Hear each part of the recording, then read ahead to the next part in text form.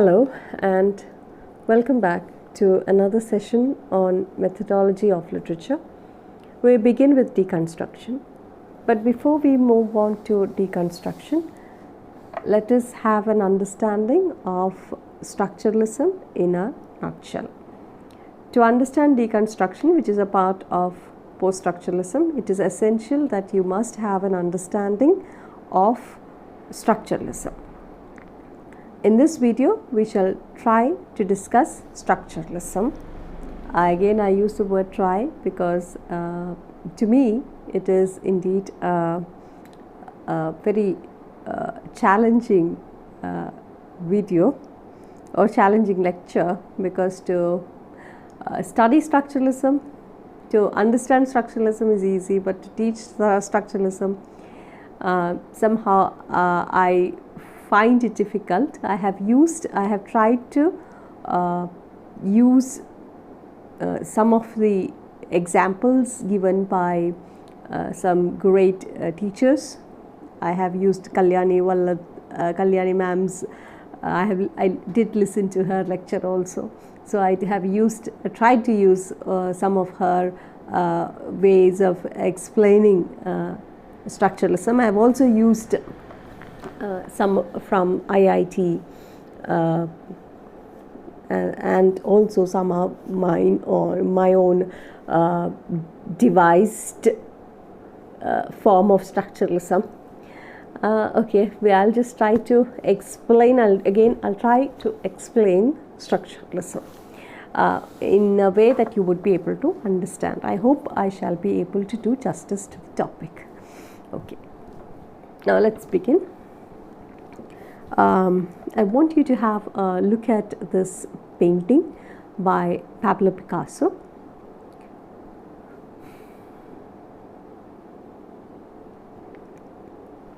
Now, this painting, Guernica, this painting, did you understand anything from this painting? I'm pretty sure that you wouldn't have understood it. Now, let me tell you what this painting is about. This painting is about a Spanish civil war, and Pablo Picasso has tried to depict the horror of war in the painting Guernica. Now, it is because I told you about told you the context of the painting that you understood what the painting is or what the painting is about. Now, so structuralism is a movement that began in France in the 1950s.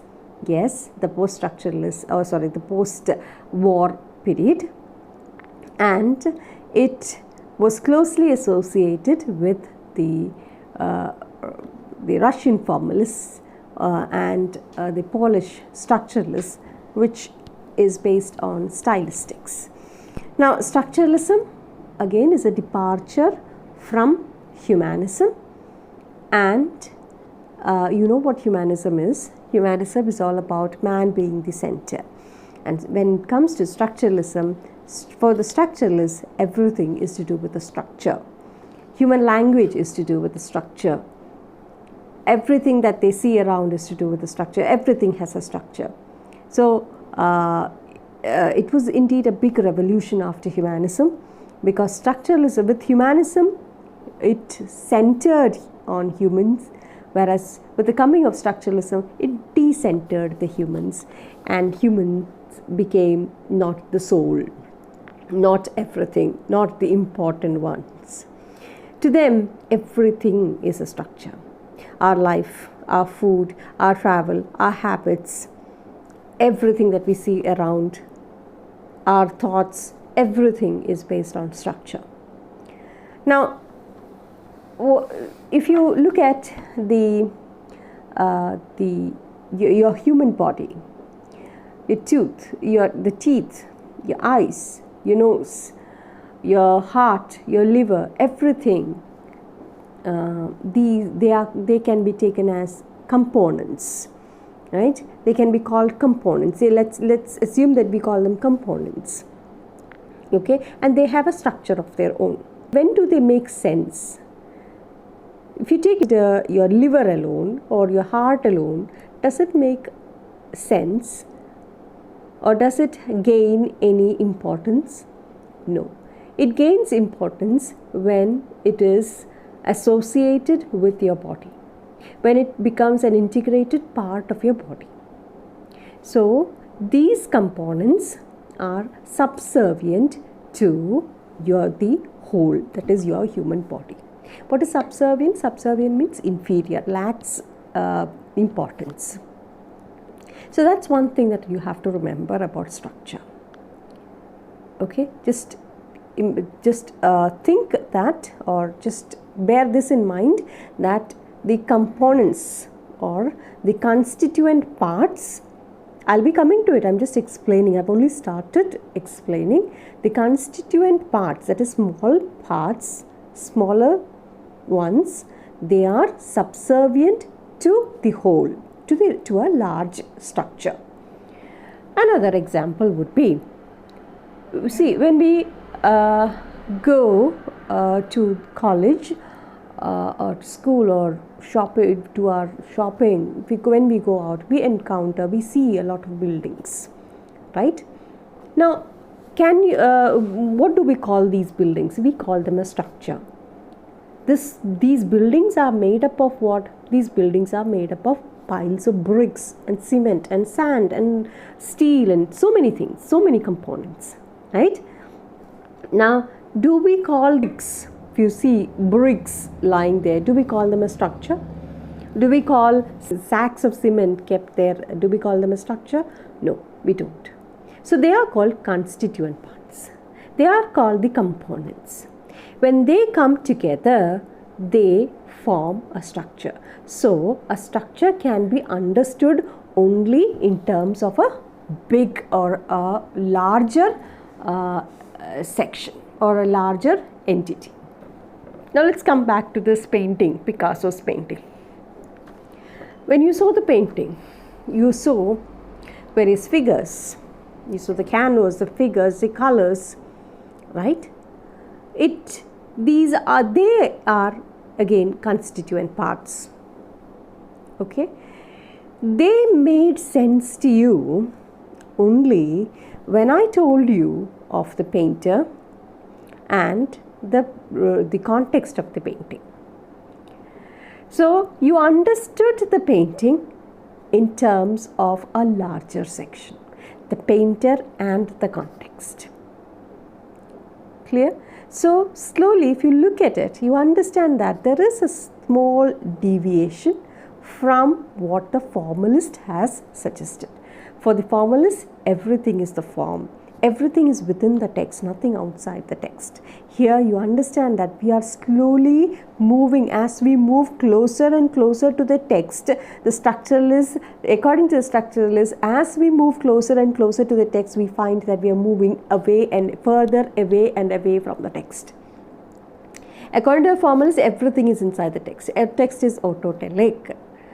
But to the structuralists, according to them, whatever the structure is, it can be understood only from a larger structure. Okay? Alright. Now, take another example. Doors and windows. If you are to remove from a building, okay, from a building, if you are to take the doors and windows alone, pluck them, pull them out, not pluck them, sorry, pull them out, rip them out and place it outside, do they make any relevance? No. But when they were put inside the building, when they were fixed in the building, it made sense. It became a structure, right? So these doors and windows, when do they gain importance? When do they become relevant? These constituent parts or these components, they become important when they are seen from a larger angle.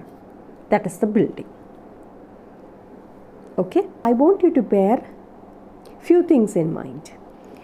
One, in a structure, the constituent parts are always subservient to the whole.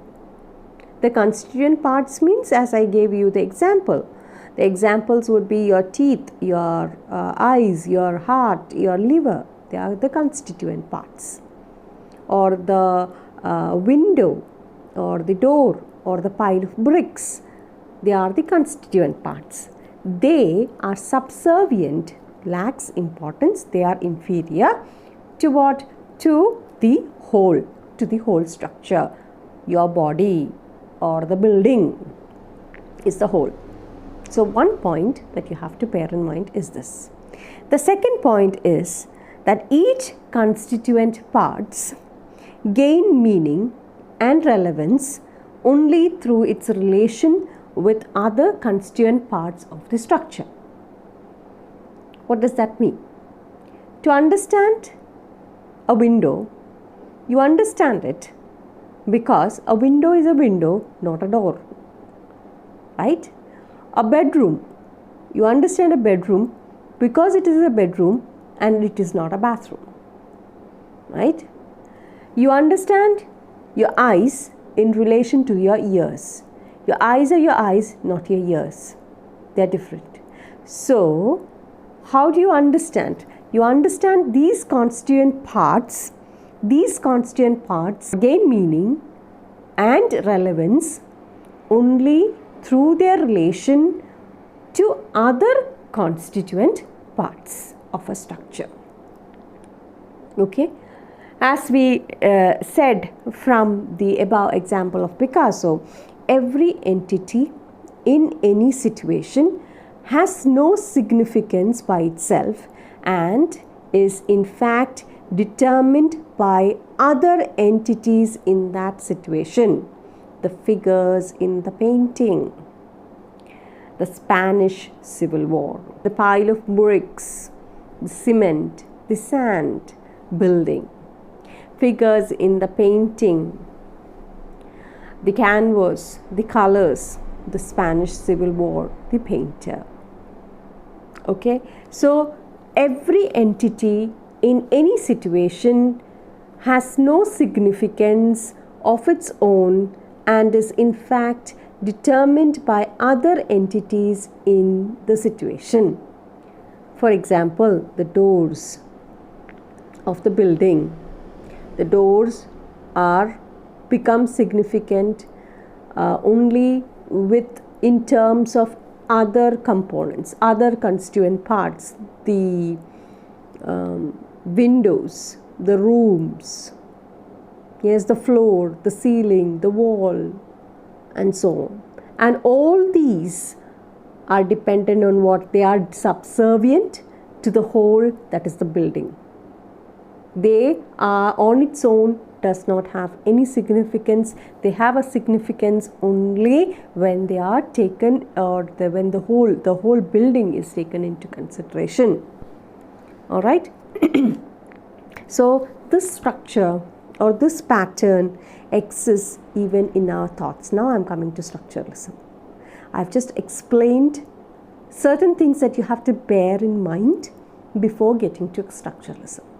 What a constituent part is, what components or the constituent parts mean, and what it means, what a structure is, and what it is meant by the whole. Okay. Now, so this structure or this pattern exists even in our thoughts. When we understand the structure of a particular thing, we understand things better. For example, you are a student of St. Joseph's College, right? Yeah, and me as a teacher of St. Joseph's College. We have our existence of our own, right? We are a constituent part of St. Joseph College, right? We have an existence of our own. But when we are to be called by, or when we are to be known as a student of St. Joseph's College or a staff of St. Joseph's College, when we need to gain relevance, we can be understood only by taking into consideration the whole, that is the college as such. St. Joseph's College. So St. Joseph's College is the whole, and you as a student and me as a teacher or the staff becomes the constituent part, and we are subservient to the whole, which means the college. These constituent parts, they become relevant only with, or they don't have any significance by itself and is determined by other entities like you and me and the other staff, the non-teaching and the non-teaching staff. Okay. So the essence of structure is that things cannot be understood in isolation. They have to be seen from a larger structure in which they become a part of. So in literature, it means every text follows a general pattern, and thus we can have general conclusions both of the individual works and the system from which it has emerged.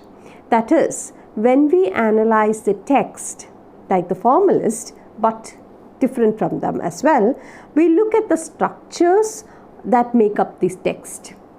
The structures that constitute the text, and thus we draw conclusion related to the individual work. So being a structuralist, one would try to locate the structure in every text. Only by doing so, or identifying the structure of the text, can we be able to understand the text as such. See, the formalist said nothing exists outside the text. Everything is in the text. To them, every word, figures of speech, and so on was everything to them. But the structuralists differed. According to the structuralists, the structure of the text is more important. Now, what is the structure of the text? The pattern in which language is structured. The pattern in which it is written. For example, the genre, they are speaking about the genre of the text. For instance, To My Wife is a sonnet by Philip Larkin. Then you have John Donne's sonnets. You can take Shakespeare's sonnets. And now when you analyze these poems, what you do is you first look at the structure of the poem or the structure of the sonnet. The genre that it constitutes. It is a part of sonnets, and a sonnet is therefore different from what? Different from an epic. It is different from a lament. It is different from an ode. Okay, it has 14 lines. It has a rhyme scheme. It has two different types of sonnets, Petrarchan sonnet and the Shakespearean sonnet. And how again Shakespearean sonnet slightly changes or is different from Spenserian sonnet. Thus we understand the structure. The formalist, to them, these things were not important. They were out of, or they were things that mattered very little to them, or in fact not at all. Now, the most important person associated with structuralism is Ferdinand de Saussure. He famously observes in language, quote, "In language there are only differences without positive terms," unquote. It is there in your textbook, page 57, second paragraph. If you look at language, the basic unit of language are words. Words forms phrases. Phrases form sentences. Sentences forms what? Paragraphs, and paragraphs eventually forms literature. So the whole thing, if you look at it, in order to understand a word, you need to understand the structure of the word. Okay. Now, Saussure gave importance to the concept that in fact revolutionized our perception of language. The first concept that he gave was that of sign. Okay, now what is sign? Sign is any word that constitutes or that signifies something. According to Saussure, a sign is composed of a signifier and signified. Whenever I utter the word tree, if you look at the slide, whenever I utter the word tree, this word is going to create certain image of a tree in my mind or in your mind, right? In your brain, that is. Thus, the image it creates in your brain is the signified, and the sound pattern is the signifier, tree. When I say tree, the sound that it creates, the sound pattern is the signifier, and the image that it creates in your mind, that is the signified, the concept. Suppose I say red, I can signify a lot of things, a lot of concepts like love, hatred, violence, traffic light, danger. All these are associated with the color red, right? So all these are signified in our mind. To Saussure, anything you write or anything you say, the basic structure is the word. The center is the word. Any word you speak or write is a sign, and it is composed of two parts: the signifier, which is the word, and the signified, that is the concept. So now the relationship, next what Saussure tries to tell you is that the relationship between the signifier and the signified is arbitrary. That is, the relationship between the word and the meaning of the word is arbitrary. Now, what is arbitrary? Arbitrary means it is not natural. It is a social construct. It is something that has happened because a community has named it so. They had named it perhaps so that they could have a collective, or they could have a name for a collectively have a particular name for a particular object. So you have studied that in language and linguistics, I presume, in the first beginning, that language is arbitrary. In other words, there is no logical relationship between a word and what it stands for.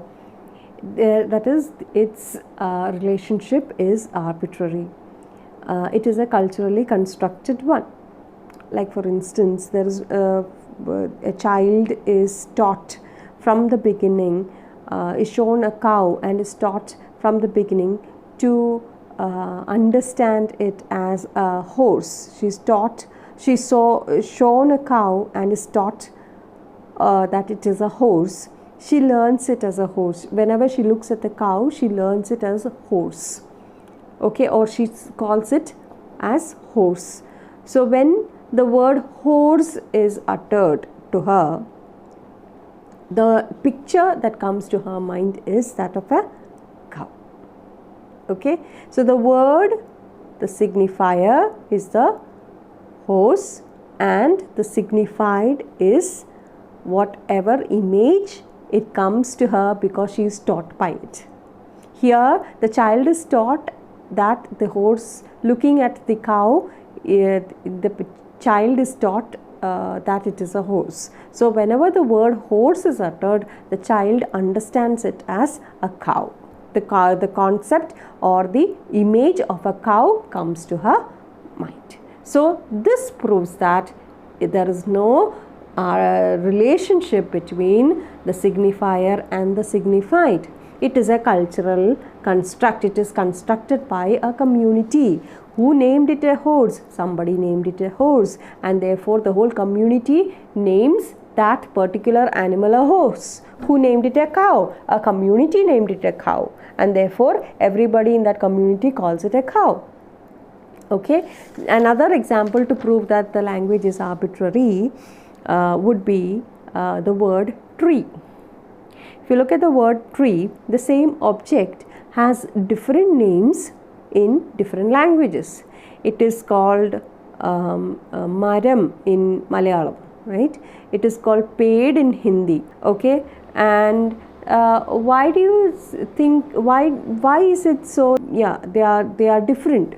That is because in a particular community, the Malayalis, the Malayalam community or the Malayali community has somebody from the community long back, we don't even know, has decided or had decided to name it Maram, and therefore that community which shares the same language, who is able to understand Malayalam, will be able to understand it as Maram.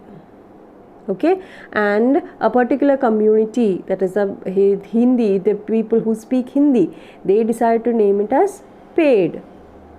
In English, the English people decide to name it as tree, and that is why we have different names for the same object in different languages. If the languages, or if the relationship between the signifier and the signified was natural, if it was natural and not arbitrary, then we would have had only one language in this world. Okay, but that is not the case. It is arbitrary. It is a cultural construct. Okay, it is a culturally constructed one. He also states that, he further states that the sign is, the meaning of the sign is also arbitrary. Now here, earlier we said that the relationship between the signifier and the signified is arbitrary. Here he goes to the extent, or he further goes on to add that the meaning is also arbitrary. So it is not only the relationship but the meaning also. Now what does he mean by that? So when I say tree, the tree to Rumaisa would be a beautiful watercolor that, or the picture of a tree that she painted the other day. Or to Basneen Huda, it would be a beautiful poem, a poem by Keats, or even a poem that she herself has written. To Hiba, it would be the tree, the walnut tree, or the tree, the walnut tree in her backyard that would give her walnuts, and which she can decorate on her cake.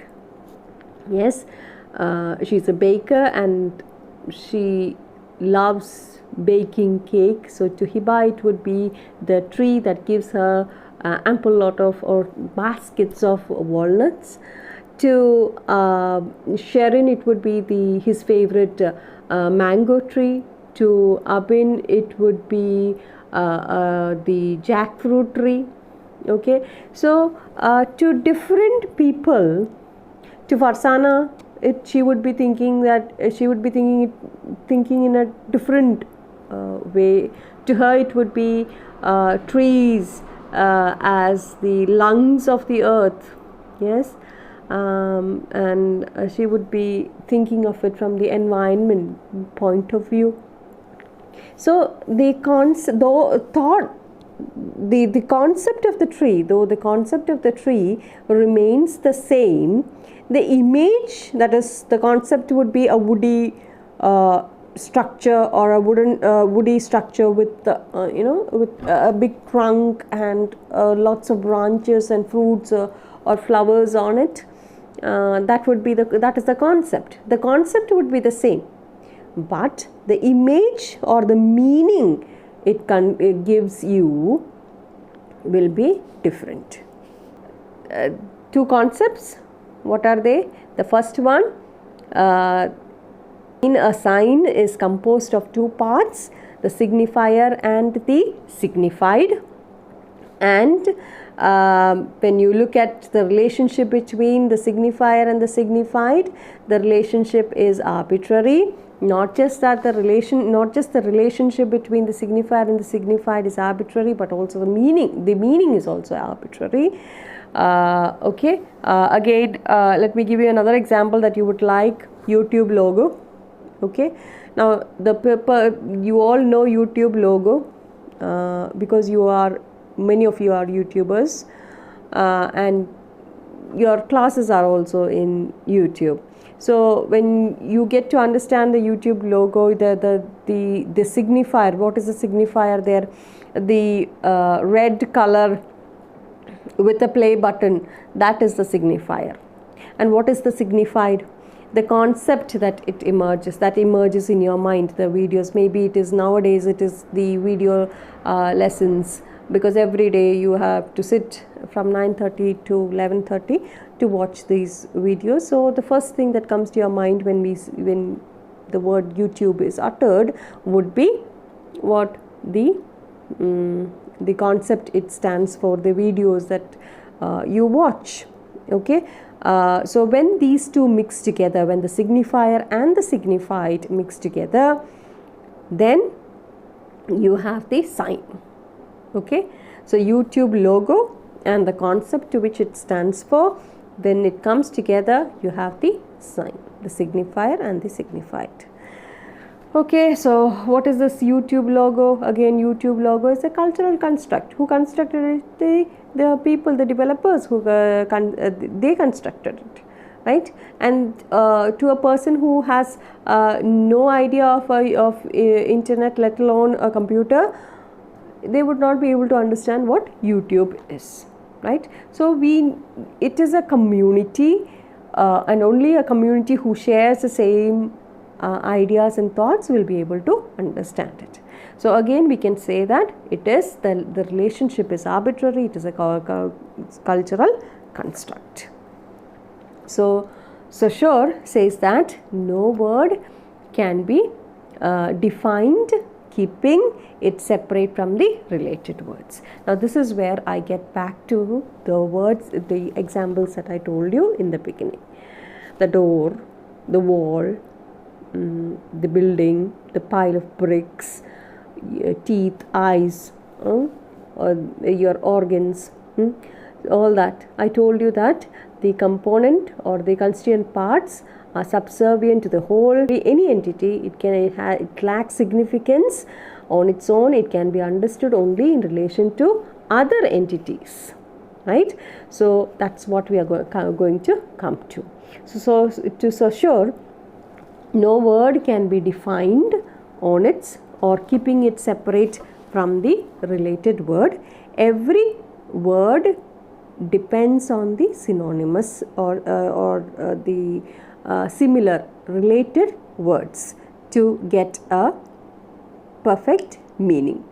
So when we say mansion, we make a comparison with the synonyms of a dwelling. Mansion is a dwelling, right? A dwelling place. So we give various houses to get the idea or to get the meaning of mansion. Like you have palace, bungalow, then you have a villa, a hut, a flat, etc. So we understand mansion when we compare different types of houses.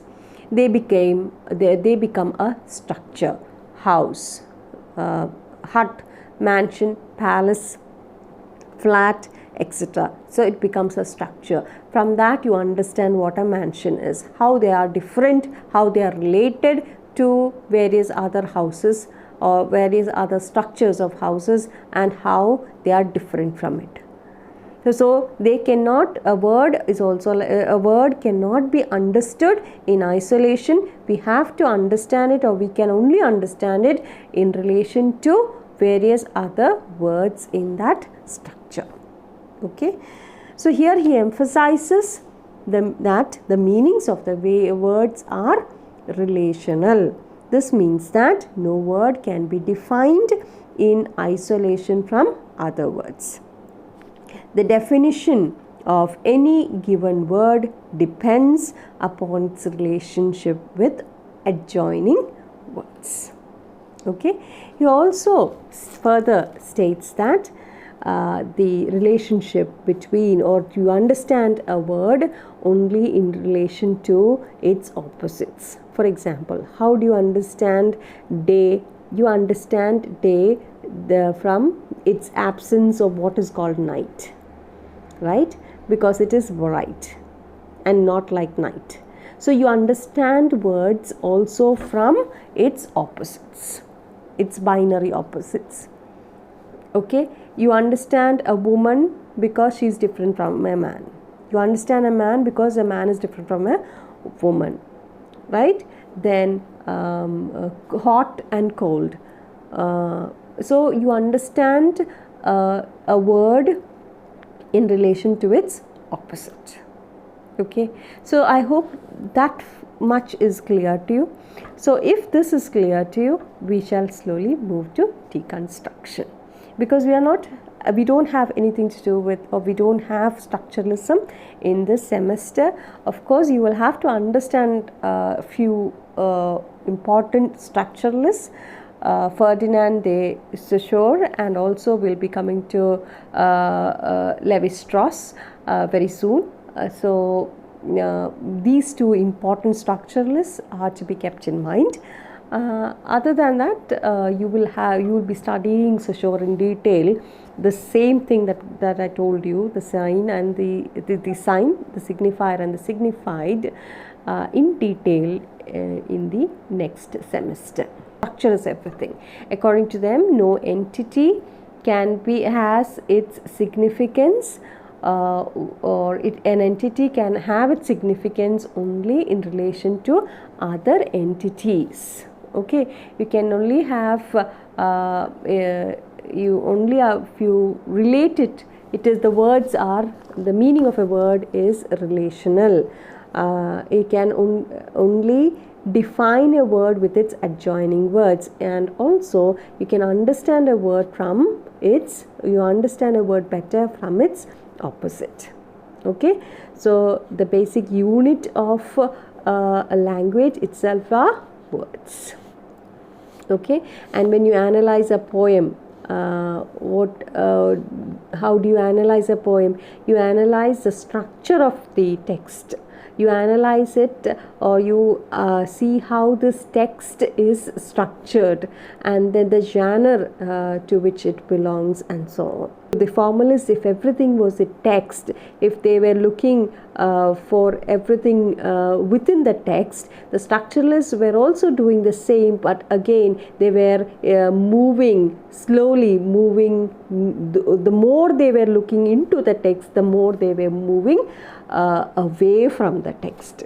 So each unit, each structure, they study the structure in which they form a part of the whole structure, a bigger structure. They look at a word not from a small angle, not from the word as such, but they look at the word from a bigger structure, a bigger or a wider structure in which they are a part of. For instance, I told you, it's not just, if you are to look at the formalist would be looking at the blocks, the building, the bricks, and the cement and the sand. Okay, whereas the structuralists, when they look at these, they would be looking, of course, at the cement, the bricks and the sand, but they look at it in relation to the whole structure to which it becomes a part of. In relation to that, they try to see the structure. Okay, so that's about it for structuralism, and we shall begin with our topic deconstruction in the next video. Thank you and keep safe.